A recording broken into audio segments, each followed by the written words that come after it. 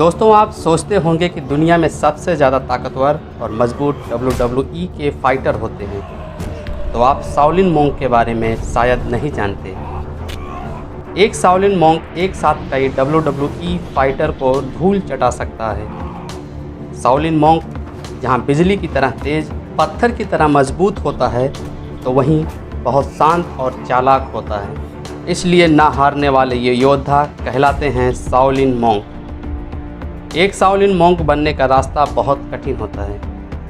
इनकी training commando से भी खतरनाक होती है।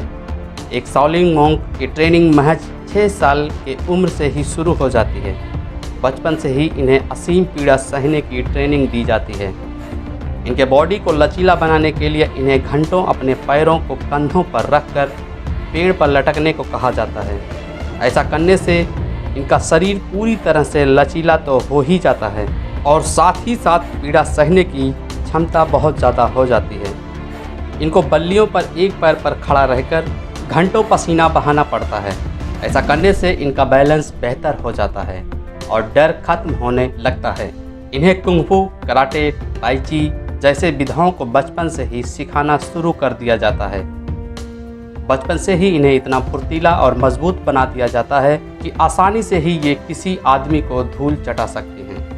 शाओलिन मोंक की ट्रेनिंग के दूसरे पड़ाव में इनके प्राइवेट पार्ट को मजबूत बनाया जाता है, जिससे बड़े आसानी से ये प्राइवेट पार्ट पर किए गए बड़े से बड़े वार को आसानी से सह सकते हैं। शुरुआत में इनके प्राइवेट पार्ट पर अपने हाथों से चोट मारने को कहा जाता है। उसके बाद पत्थरों से इन्हें अपने प्राइवेट पार्ट पर मारने की ट्रेनिंग दी जाती है।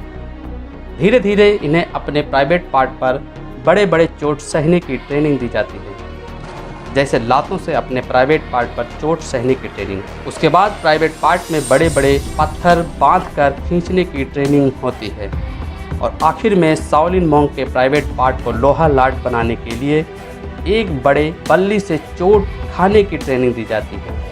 ऐसा शाओलिन मोंक इसलिए करता है क्योंकि वह नहीं चाहता कि उसकी कोई कमी रहे और उसका दुश्मन इस कमी का फ़ायदा उठाएं। शाओलिन मोंक के तीसरे पड़ाव की ट्रेनिंग होती है बॉडी के सभी हिस्से को स्ट्रांग बनाने की। ऐसा शाओलिन मोंक इसलिए करते हैं क्योंकि एक शाओलिन मोंक अपने दुश्मन को कभी जीतता हुआ नहीं देखना चाहता। इसीलिए एक शाओलिन मोंक अपने शरीर के हर एक हिस्से पर लाठी से मार खाता है, शरीर के हर नाजुक अंगों पर लाठी बजवाता है और इस तरह एक शाओलिन मोंक अपने शरीर को पत्थर जैसा मजबूत बना लेता है। अपने गले को मजबूत बनाने के लिए शाओलिन मोंक किसी टहनी पर गले से मारते हैं और ऐसा कर कर के वो अपने गले को इतना मजबूत बना लेते हैं कि अगर कोई उनके गले पर मजबूत से मजबूत लाठी से भी वार करे तो लाठी के टूट कर टुकड़े टुकड़े हो जाते हैं, लेकिन गले को खरोच तक नहीं आता। और अंगुलियों को मजबूत बनाने के लिए गर्म रेत में उंगलियों से बार बार वार करना सिखाया जाता है। उसके बाद तो भारी रोलों के बीच में उंगलियों को घुसाकर रोल को प्रेशर देकर आगे पीछे घुमाया जाता है। इस तरह करने से मोंक की चीख तक निकल जाती है, लेकिन ऐसा करने से उनकी उंगलियां लोहे की तरह इतनी मजबूत हो जाती हैं कि मोटे से मोटे पेड़ में बड़े आसानी से वार करके तने को छेद कर देते हैं। इनके सर को मजबूत करने के लिए इन्हें मोंक गोद में उठाकर इनके सर को मजबूत से मजबूत और सख्त चीज़ों पर टकरा टकरा कर इतना कठोर बना देते हैं कि ये अपने सर से बड़े आसानी से मजबूत लाठी और ईंट को भी तोड़ देते हैं। शाओलिन मोंक के ट्रेनिंग के चौथे पड़ाव में सिखाया जाता है स्किल ट्रेनिंग। शुरुआत में शाओलिन मोंक को अपने हाथों और पैरों से लड़ना सिखाया जाता है। इसमें निपुण होने के बाद ही इन्हें अस्त्र और शस्त्र से लड़ना सिखाया जाता है।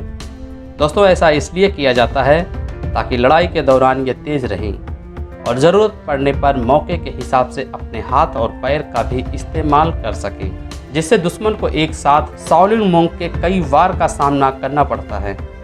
शाओलिन मोंक के हाथों और पैरों को मजबूत करने के लिए एक कठोर ट्रेनिंग दी जाती है, जिसमें इन्हें 2 बल्लियों पर पैर फैलाकर खड़ा होने को कहा जाता है और हाथों में 2 पानी भरी हुई बाल्टियां पकड़ा दी जाती हैं।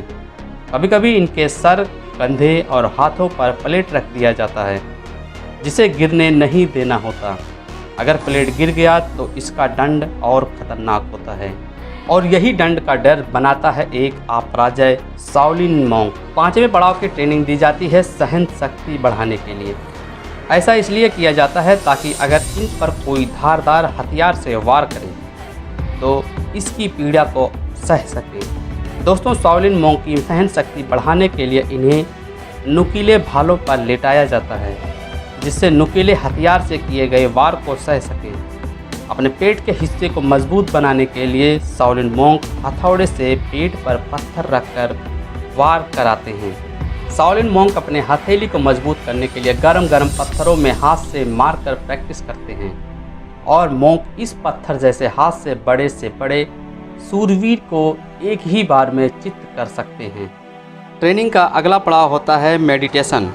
लड़ाई के वक्त अगर दिमाग शांत ना रहा तो बड़ा सूरवीर भी दुश्मन से हार जाता है। इसलिए शाओलिन मॉन्क दिमाग को शांत रखने के लिए मेडिटेशन करते हैं। मेडिटेशन कठिन से कठिन परिस्थिति और पीड़ा में भी दिमाग को संतुलन बनाए रखने में सहायक होता है। मेडिटेशन करने की वजह से ही मॉन्क बनते हैं सबसे महान योद्धा। शाओलिन मॉन्क की ट्रेनिंग का आखिरी पड़ाव होता है एग्ज़ाम। जैसे आम स्टूडेंट का पढ़ाई के बाद एग्ज़ाम होता है, वैसे ही शाओलिन मॉन्क का इम्तिहान होता है हर 3 साल में।